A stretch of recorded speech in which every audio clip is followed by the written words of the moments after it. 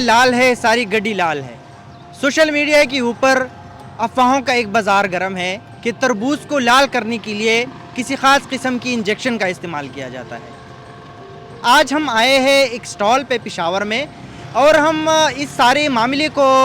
ज़रा गहराई से देखते हैं कि ये इंजेक्शन क्या है, किस किस्म का इंजेक्शन लगाया जाता है और क्या इसमें कोई हकीकत भी है कि इंजेक्शन लगाया भी जाता है।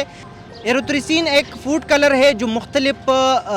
खुराक जो है मुख्तलिफ चीज़ों में इस्तेमाल किया जाता है, जैसे जेली, कैंडीज़ जो बच्चों की कैंडीज़ है, जेलीज़ है, इवन कुछ केक्स जो है जो बाज़ार में मिलते हैं, बेकरी की दुकानों में मिलते हैं, वहाँ पे भी रंग के लिए इस फूड कलर को इस्तेमाल किया जाता है और इसको आम ज़ुबान में वाटरमेलन रंग जो है वो भी कहा जाता है। एरिथ्रोसिन का इस्तेमाल जो है वो खुराक में इसका इस्तेमाल ठीक है कानूनी तौर पर। तो इस हवाले से पंजाब फूड अथॉरिटी या पंजाब फूड पेवर रूल्स के मुताबिक इसकी एक ख़ास मकदार जो है वो खुराक में इस्तेमाल किया जाता है, लेकिन वो मकदार जो है वो लेबॉरेटरी से टेस्ट की जाएगी पहले और जो भी खुराक है उस खुराक का भी मुआयना किया जाएगा कि क्या एरिथ्रोसिन का इस्तेमाल उस खुराक में उससे ज़्यादा है या नहीं है। सब्जी फ्रूट दुकान लरम मंगोराउड़ी दी कसो की चक्कई रह दी शिवर पसे चक देगी वो मंग होने दिल दिली चिदा सोक पाकिस्तानी हुए सोक पके न हुए नो दलता प्रति दी बस कसो की चक्कई दसे बेमौसमई और वो कचई आगे द खातरा ढेर लगेगी अगर पहले चीनी वो सोच दे वो से वक्त दे दम द इंदवाने को पकी दी और बस दे टाइम के सोकस्तानी वर्ता न हुए और कसो की चक्कई मरते दिरेश चक दी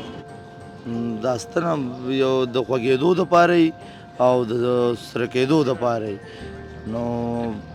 هغه په پهله چین کې اوس نه اوس خو پخې دي اوس خو سیزن دی نو زما د شپږو کاله کېږي دلته کار کوم ما داسې څوک نه دی لیدلی چې دې ته ووایي دا ستنه ما نه ده کتل چې دا کومه ستنه ده چې دا خوږی او سرکۍ ہے۔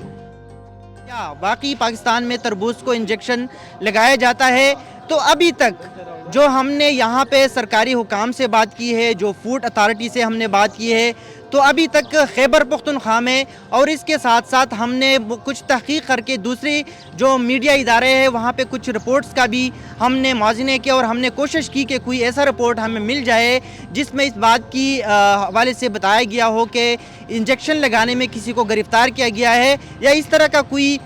کیس جو ہے وہ رپورٹ ہوا ہے۔ تو ہمیں اس قسم کا کوئی بھی کیس ابھی تک سامنے نہیں آیا ہے، نہ کسی کا کوئی کیس یا اسی طرح کا رپورٹ ہوا ہے جس میں کسی کی گرفتاری ہوئی ہو یا جو انجیکشن لگا کے کسی کو گرفتار کیا گیا ہو۔ زما نوم راحت خان دی او زه باجوړی م خیبر سپر مارکیټ کې صدر کې کار کوم۔ سوشل میډیا باندې چلیږي چې یار انجیکشن لګوي څوک څه سپری کوي، قسم پروپاګاندا دي، موږ په خپل کار کوو دغه هندواني صفه او دې کې څه دغه نشته دی زمونږ ملاوټه نو یاره ما خو چېرته نه دی 15 کال نه کار کوم دلته او ما په خپله څه نه کلي او نه مې څوک لیدلي داسې زموږ څه چې هندوانه راشي رنګ یې لږ سوري نو خامخا خلکو ته لږ دغه پیدا کېږي یاره وایي دې کې څه مساله شته موږ ورته وایو چې کار زموږ صحیح دی انشاءالله۔ اس حوالے سے کراچی یونیورسٹی فوڈ سائنسز کے ڈپارٹمنٹ کے پروفیسر ڈاکٹر غفران نے بتایا کہ جو فوڈ کلر ہے اس کی اگر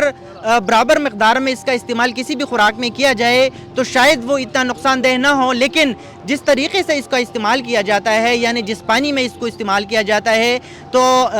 یہ پانی جو ہے وہ کنٹیمنیٹڈ تو نہیں ہے، اس میں کوئی مسئلہ تو نہیں ہے۔